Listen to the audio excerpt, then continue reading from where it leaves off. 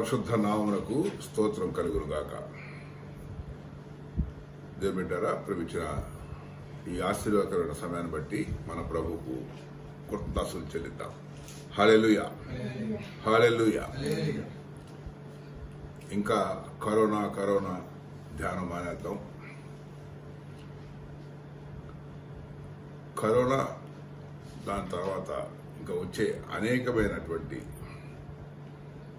శ్రమలు, పరిస్థితులను ఎదుర్కోవటం మాత్రమే కాకుండా మనపై పంపబడిన బాధ్యత భారాన్ని తీసుకుంటానికి మనం శారీరకంగా, మానసికంగా, ఆత్మీయంగా విశ్వాసంతో సిద్ధపడదాం. వాక్యంలో ఉన్న శక్తిని, వాక్యం ద్వారా అనుగ్రహించబడే శక్తిని పొందుకుంటేనే ఏమిట్లైనా మనం ఎక్కగలం. దేవుని బిడ్డలారా, నిన్నటి వర్తమానం చాలా ప్రాముఖ్యమైంది. అది రికార్డెడ్ మెసేజెస్ ఉంటాయి కాబట్టి ఒకవేళ ఆ వర్తమానం మానసికంగా సిద్ధపరచకపోతే ఈరోజు వాక్యం విన్నా మీకే అర్థం కాదు. తర్వాత వాక్యాలు కూడా క్యాజువల్గా వింటారు. దాంట్లో కొన్ని అంశాలు ఒకవేళ మీకు నచ్చుతాయేమో, వాక్యం బాగుందనే ఒక కామెంట్ పడేస్తారు. మీ కామెంట్స్, కాంప్లిమెంట్స్ నాకు ఏమీ అక్కర్లేదు. వాక్యం మీలో క్రియ సంపూర్ణంగా చేయాలి. ఈ దినాల్లో విత్తబడే వాక్యం, పరిశుద్ధాత్మ ద్వారా అనుగ్రహించబడే వాక్యము 100% ఒక కప్పు టీ ఇస్తే చివరి బొట్టు కూడా తాగేస్తావు,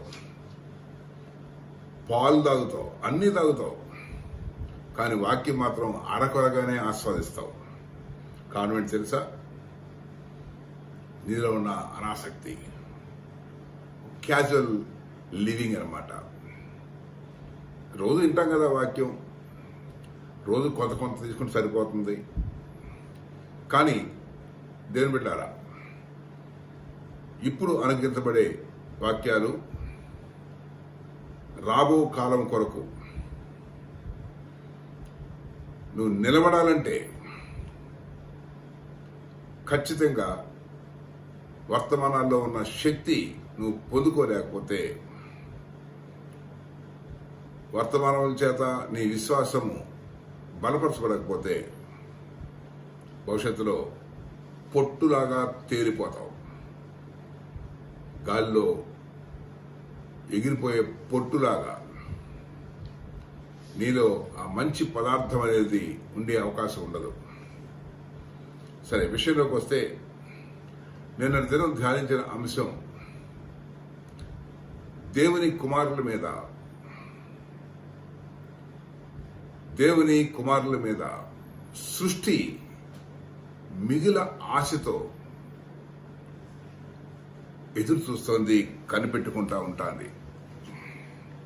అపోస్తలుడైన పౌలు రోమీయులకు రాసిన పత్రికలో దాదాపు 2000 సంవత్సరాల క్రితం రాయబడినటువంటి మాటలు ఇవి. 8వ అధ్యాయం 19వ వచనం, దేవుని కుమారుల ప్రత్యక్షత కొరకు సృష్టి మిగుల ఆశతో తేరి చూచుచూ కనిపెట్టుతున్నది. ఎందుకంటే 20వ వచనం, ఏలైనగా సృష్టి నాశనమునకు లోనైన దాస్యములో నుండి విడిపింపబడి, దేవుని యొక్క సృష్టి నాశనమునకు లోనైన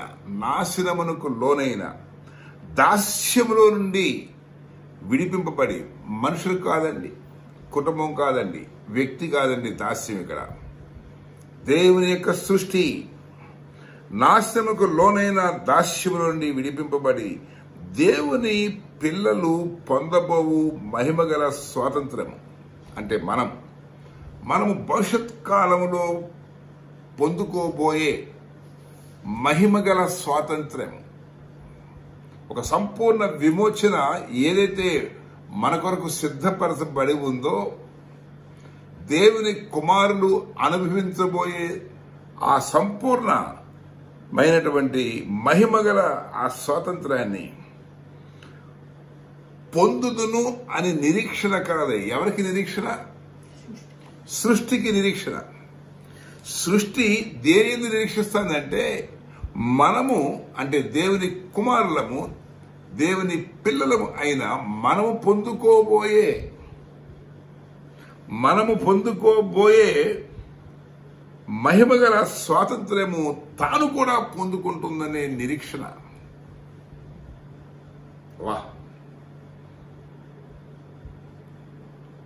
ఆ నిరీక్షణతో స్వేచ్ఛగా కాక దాని లోపరిచిన వాని మూలముగా వ్యర్థపరచబడెను. సృష్టి యావత్తు 22వ వచనంలో ఇది వరకు ఏకగ్రీవముగా మూలుగుచు,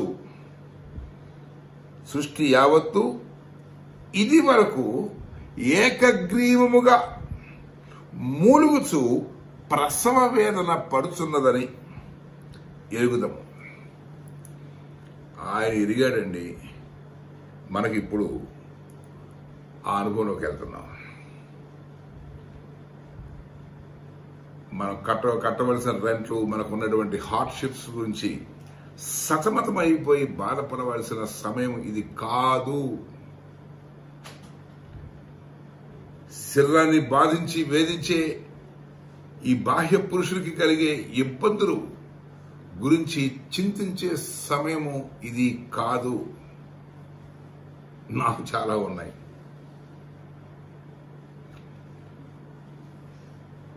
దేవుని యొక్క ఆత్మ ఒక భిన్నమైన రీతిలో ఇప్పుడు నడిపిస్తున్నారు. బాహ్య పురుషులకు ఫేస్ చేయాల్సిన అనేకమైన పరిస్థితుల గురించి ఏమైనా రిలాక్సేషన్, ఏమైనా రిలీఫ్ ఇస్తాడేమో అని చెప్పి నేను కనిపెట్టుకుంటా అంటే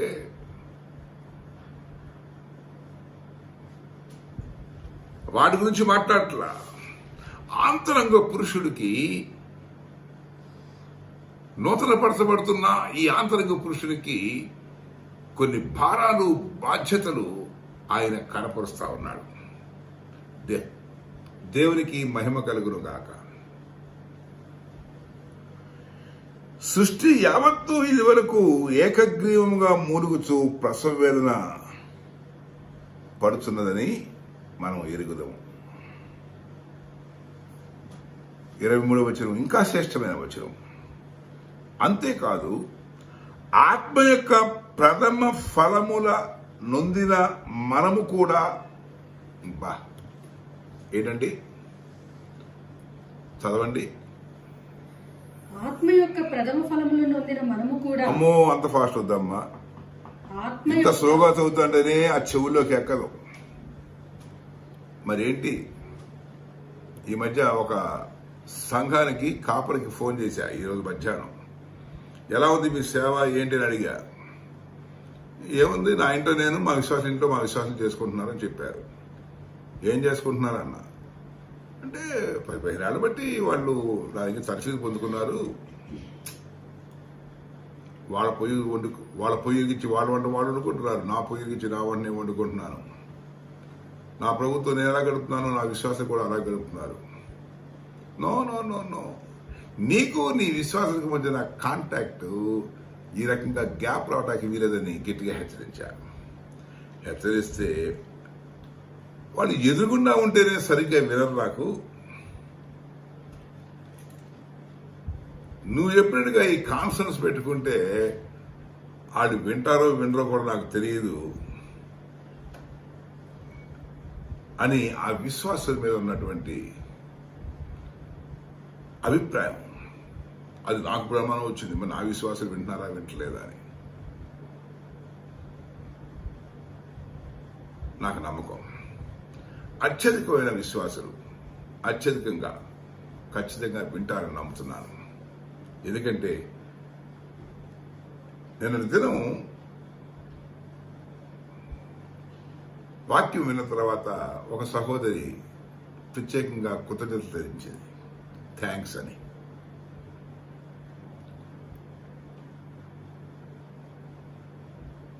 కొంతమంది వ్యక్తపరుస్తున్నారు వారి సంతోషాన్ని, వింటున్నారు, స్పందిస్తున్నారు. అయితే ప్రతి ఒక్కరి నుంచి దాన్ని పరిపూర్ణంగా మనం ఎక్స్పెక్ట్ చేయలేము.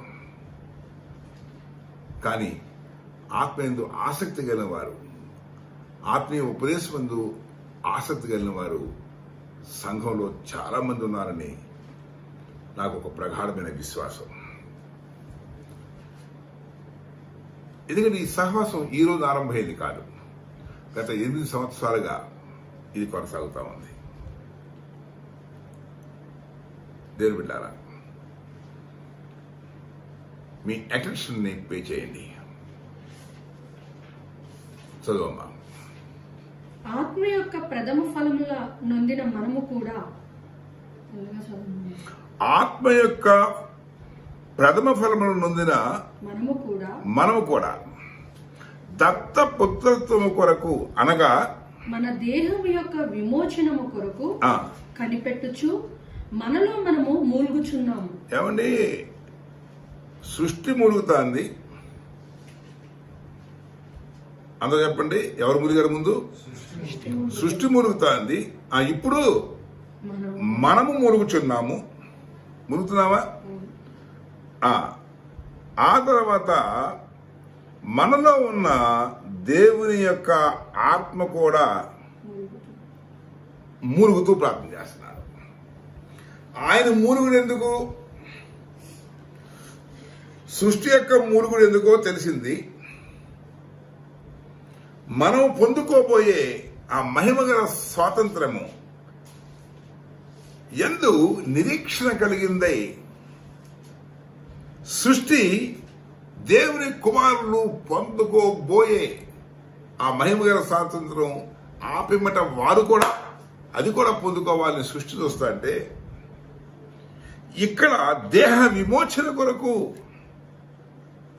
ప్రథమ ఆత్మ యొక్క ప్రథమ ఫలములు పొందిన మనము కూడా ఆల్రెడీ పొందేసుకున్నాం. స్తోత్రం చెప్పండి. ఆత్మ యొక్క ప్రథమ ఫలములు పొందుకున్న మనము కూడా దత్త పుత్రత్వము కొరకు అనగా మన దేహము యొక్క విమోచన కొరకు కనిపెట్టుచు, మన దేహము యొక్క విమోచన కొరకు కనిపెట్టుచు మనలో మనము మూలుగుచున్నాము. ఏదైనా మనం నిరీక్షణ కలిగిన వారమై రక్షింపబడితే, నిరీక్షణ గలవారమై రక్షించబడితే, మన నిరీక్షణ ఫలించింది. సృష్టి యొక్క నిరీక్షణ కూడా ఫలిస్తుంది. ఇంతకీ అసలు విషయం తెలుసా? 26వ వచనంలో అటువలే ఆత్మయు మన బలహీనతను చూచి సహాయం చేయుచున్నాడు. ఏలయనగా మనము యుక్తముగా ఎలాగూ ప్రార్థన చేయవలనో మనకు తెలియదు గాని. అసలు ఇంతకీ ఈ హీరోస్ కి, ఈ దేవుని కుమారులకి ఈ ఆత్మ యొక్క ప్రథమ ఫలములు పొందిన మనకు, మనం ఎదురు చూస్తున్నటువంటి పొందుకోబోతున్న దత్తపుత్రత్వం కొరకు నిరీక్షణ కలిగినటువంటి మనకు ప్రాథమికముగా ఎలా ప్రార్థన చెయ్యాలో మనకు తెలియదంట.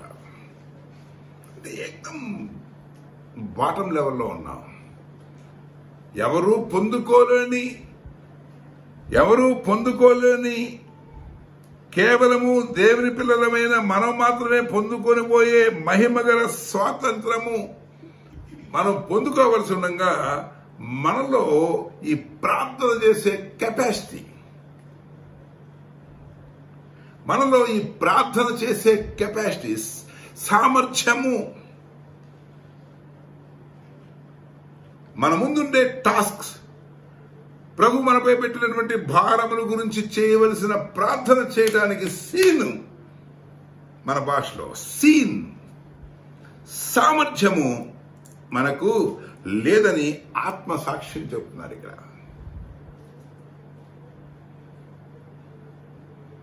రోజు 3 గంటలకి పగటిపూట ప్రార్థన చేయాలని దేవుడు ప్రేరేపించాడు.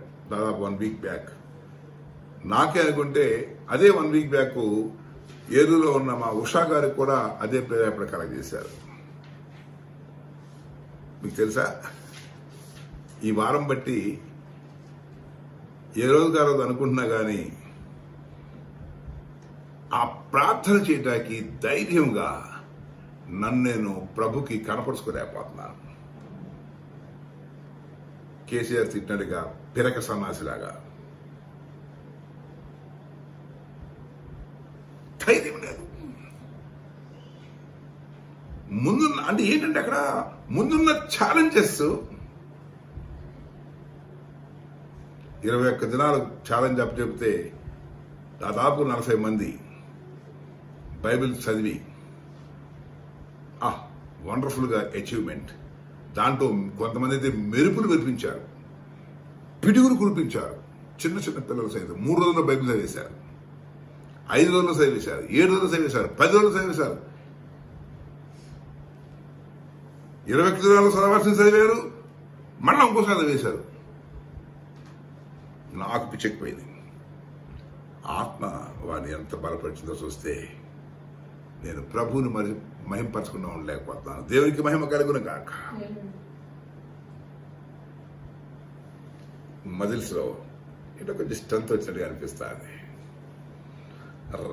నరాల్లో రక్తము కొంచెం వడివడిగా ప్రవహిస్తున్నట్టు అనిపిస్తుంది. గుండెలో పంపింగ్ కూడా ప్రాపర్గా ఉన్నట్టుగా అనిపిస్తుంది. ఈ నరాల్లో ఎక్కడ అబ్స్ట్రక్షన్ ఉన్నట్టుగా కనపట్టలేదు నాకు. ఇప్పుడు అడుగు పెట్టాలనుకుంటున్నాను దేనిలోకి. 3 గంటలకి, పగలు 3 గంటలకు చేయవలసిన ప్రార్థన. నాకంటే ముందు నా యూత్ని బలపరిచిన దేవుడు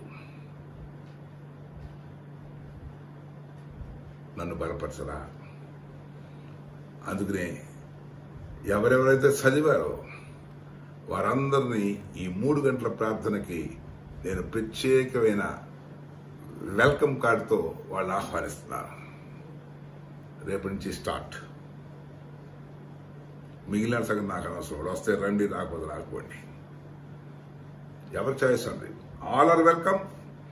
ఒక స్పెషల్ ఇన్విటేషన్ ఎవరికంటే మాత్రం ఖచ్చితంగా ఒక పిలుపుని అందుకుని ఒక ఛాలెంజ్ని ఫేస్ చేసి ఆత్మచేత ప్రేరేపితులై నరాలు పగిలిపోతున్నా, కళ్ళు గుంజుకుపోయి కళ్ళు గుడ్లు బయలుపడేట్టుగా ఉన్నాయంట. కొంతమందికి కళ్ళు ఊడి కింద పడిపోయేట్టుగా ఉన్నాయంట. చాలా టెన్స్ ఫీల్ అయ్యారు. కానీ ఆ మైల్ స్టోన్ గురి ఎత్తుకు చేరుకున్నారు. దేవునికి మహిమ కలుగును గాక.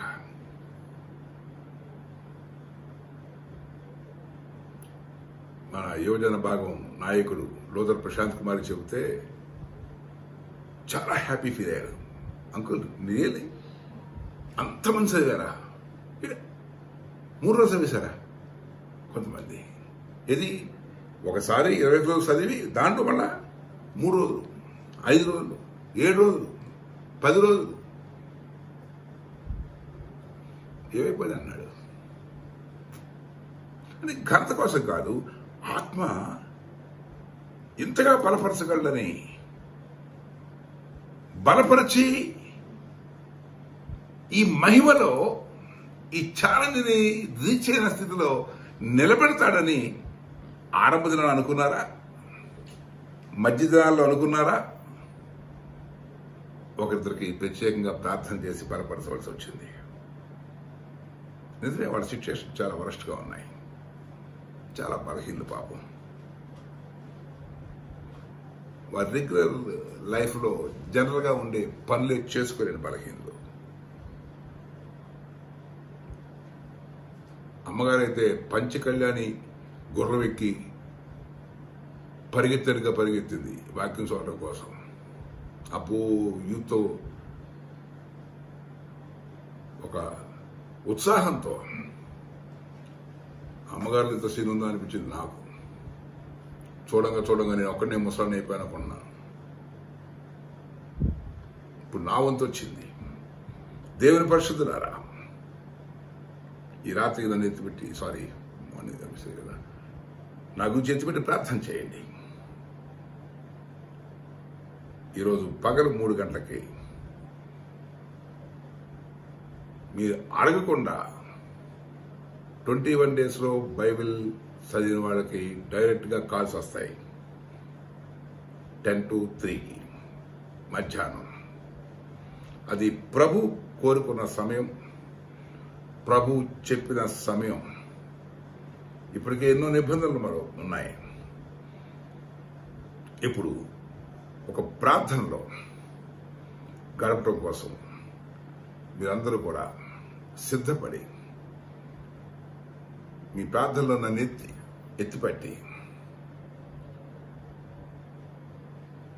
ఆత్మ చేయించే ప్రార్థన, ప్రతి కుటుంబానికి దీవెనకరమైన ప్రార్థన. బయట ఎంతోమంది సేవకులు ఉన్నారు, ఎన్నో కుటుంబాలు ఉన్నాయి మనకి దేవుడు అనుగ్రహించిన కుటుంబాలు. వాళ్ళు అనుగ్రహించబడిన ప్రతి కుటుంబం గురించి కూడా, ప్రతి సంఘం గురించి కూడా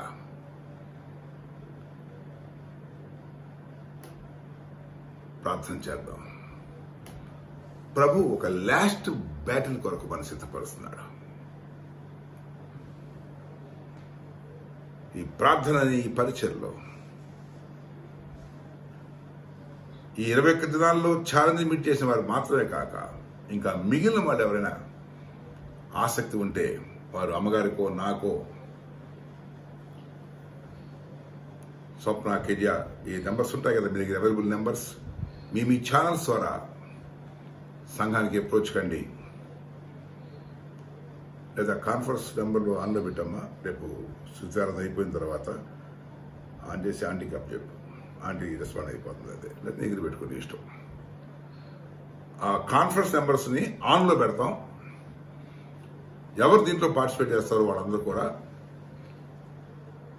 ఈరోజు నుంచి 3 గంటలకి ప్రార్థన ఆరంభిద్దాం. దానికి ఆరంభమే కానీ ముగింపు అనేది పరిశుద్ధాత్మక అప్పచెప్దాం. ఆయన బలపరిచిన కొలది,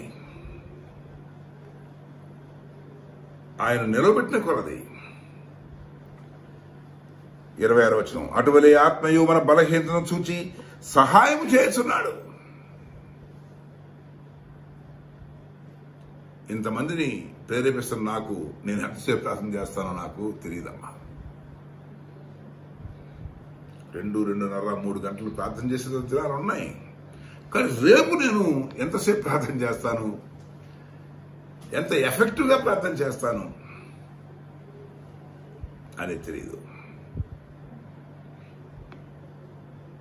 పరిశుద్ధాత్మ ఇస్తున్న ఈ లీడింగ్కి మనం లోపడుతున్నాం. That's all. Let us see. మీరు చదవగలనుకుని చదివారా? మధ్యలో మీకు ఎన్ని ఇన్కన్వీనియన్స్ ఎదురైంది? మరి నాకు ఎదురవుతాయి. 21 రోజుల్లో బైబిల్ చదవని ఛాలెంజ్లో. సో ప్రతి ఛాలెంజ్ కూడా ఆ గోల్ రీచ్ అయ్యే వరకు ఎన్నో ఫ్లక్చుయేషన్స్ మనలో ఉంటాయి, ఎన్నో బలహీనతలు మనలో బయటకు వచ్చి మనని వెనక్కి లాగుతాయి. ఇక మనం ముందు కొనసాగలేమనే ఒక పరిస్థితి వచ్చేస్తుంది. కొంతమంది కారు తీసుకెళ్ళి అవతలపడేస్తారు, కొంతమంది అలాగే ఈడ్చుకుంటా మూరుక్కుంటా అలాగే కొనసాగుతూ ఉంటారు. ఇక్కడ కరెక్ట్గా అదే జరుగుతుంది. ఏలైనగా మనం యుక్తముగా ఎలాగూ ప్రార్థన చేయవలనో మనకు తెలియదు, కానీ ఉచ్చరింప శక్యము కాని మూలుగులతో ఆత్మ తానే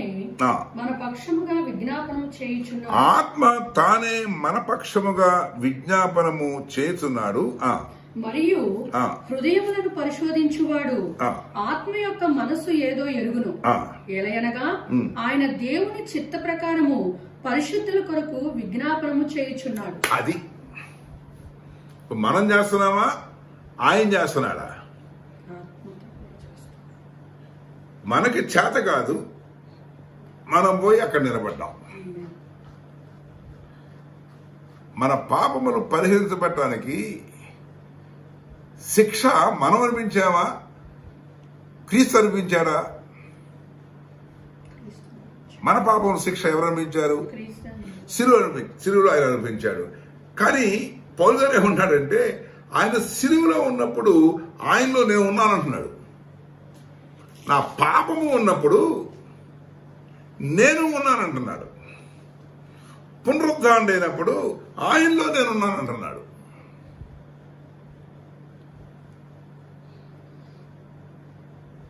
అది ఎంత వాస్తవమో ఇక్కడ ప్రార్థించడానికి సామర్థ్యం లేని మన బలహీనతను చూచి ఆత్మ సహాయం చేస్తున్నాడు. ఎందుకంటే మనం ఎక్కవలసిన మెట్టు ఎక్కడానికి మనం ఏదైతే బాధ్యతలను ఫుల్ఫిల్ చేయాలో, ఏ విజ్ఞాపన చేయాలో, ఏ ప్రార్థన చేయాలో, ఏది అవసరమో స్థానిక సంఘము, జిల్లాలో ఉన్న సంఘాలు, దేశము, ప్రపంచము దేవుని కుమారులు పొందకోబోయే ఆ విమోచన ఖచ్చితంగా ప్రార్థనలు, విజ్ఞాపనలు దానికి అవసరమే ఉండగా అంత సామర్థ్యము లేని ఈ దేవుని కుమారులు యందు దేవుడు ఉంచిన ఆ ఆత్మ, అనుగ్రహించినటువంటి ఆ పరిశుద్ధాత్మ ఆయన మూలుగుచు ప్రార్థన, విజ్ఞాపన మన యందుండి మన పక్షముగా మనము చేయవలసిన దాన్ని ఆయన చేస్తున్నాడు. నమ్మితే స్తోత్రం చెప్పండి. టైం అయిపోయింది. లాక్డౌనేగా, ప్రమాదం లేదే.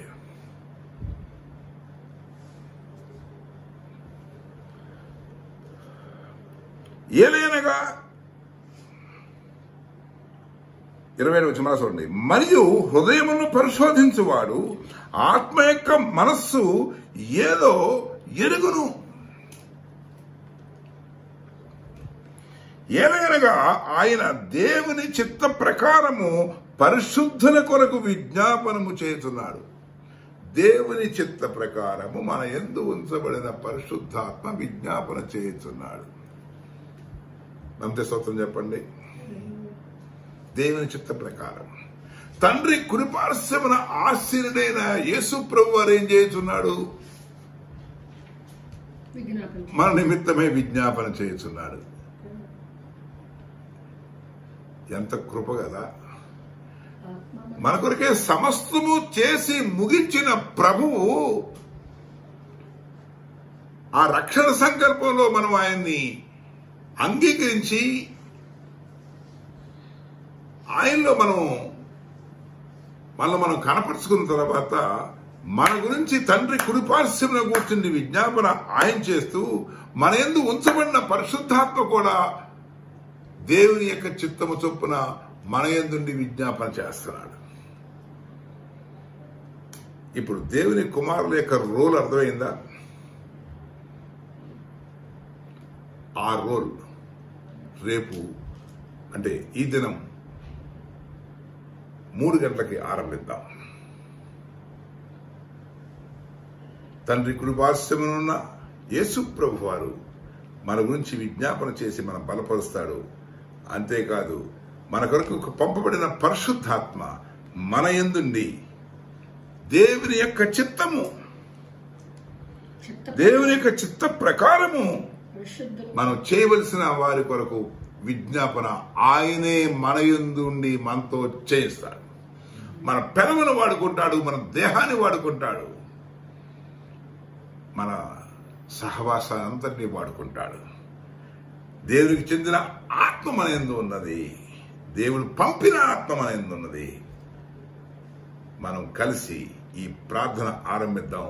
రాకడ ముందస్తు కాలం మన దేవుని కుమారుడైనటువంటి మన విశ్వాసం ఉంచిన మన రక్షణకర్త అయిన యేసు ప్రభు యొక్క 2వ రాకడ కొరకు దానికి ముందు సమస్తము సానుకూలపరచడానికి అవసరమైనటువంటి ప్రార్థన. దానియేలు పడిన ప్రయాస, ఎజ్రా పడిన ప్రయాస, నెహెమియా పడిన ప్రయాస, ఏ రకంగా పరిశుద్ధులు పడ్డారో ఈ తరంలో మనము నిలబడదాం.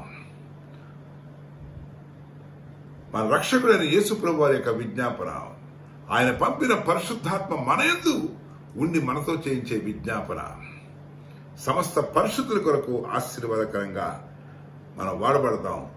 సృష్టి కూడా మన వెనకాలే అడుగులో అడుగు వేసి మనం పొందబోయే ఆ మహిమను తను కూడా పొందుకోవాలని మనం వెంబడిస్తుండగా సాగిపోదాం.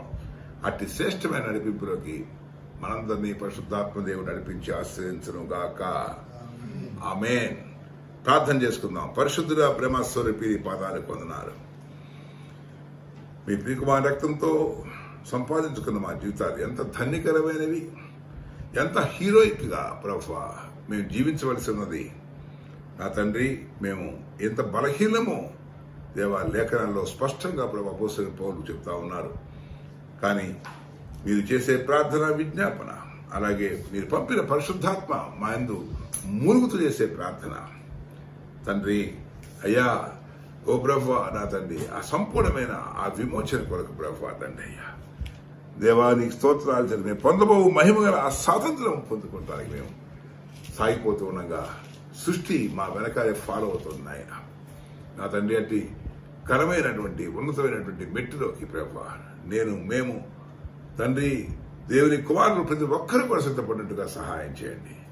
మరి ఈ లైవ్లో, ఈ కాన్ఫరెన్స్లో, ఈ అనుభవంలో ఎవరెవరిని సమకూరుస్తావో ప్రభువా వారందరినీ మీరు సమకూర్చండి. దేవా అయ్యా మేము పిలిస్తే ఎవరు రారయ్యా, మీరు నడిపిస్తే వస్తారు. నా తండ్రి, ఇంతమంది వచ్చారనే ఘనత మాకు అక్కర్లేదు ఆయన, అంతమంది నువ్వు సిద్ధపరచుకో తండ్రి. మీ మహిమార్థులు సిద్ధపరచుకోండి, మహిమ పొందుకోమని క్రీస్తు వారికి వేడుకొంచున్నాను తండ్రి. ఆమేన్. మా తండ్రి నా పరిశుద్ధపరచమని గాక, నీ రాజ్యం మగొచ్చును గాక, మీ రాజ్యం మేము తెచ్చుదాం గాక, మీ చిత్తం పరలోక మంది నెరవేర్చినట్లు భూమి మీద నువ్వు నెరవేర్చమని గాక. మా ఆహారం నేడు మాకు దయచేయండి, మా రుణస్తులు మేము క్షమించిన ప్రకారం మరణము క్షమించండి, శోధనకు ప్రతికీని తప్పించండి. రాజ్యం, బలము, శక్తి, మహిమ నిరంతరం మీరే ఉన్నారు తండ్రి. ఆమేన్. తండ్రి, కుమార, పరిశుద్ధాత్మ దేవుడు సదా మనందరికీ తోడే నడిపించును గాక.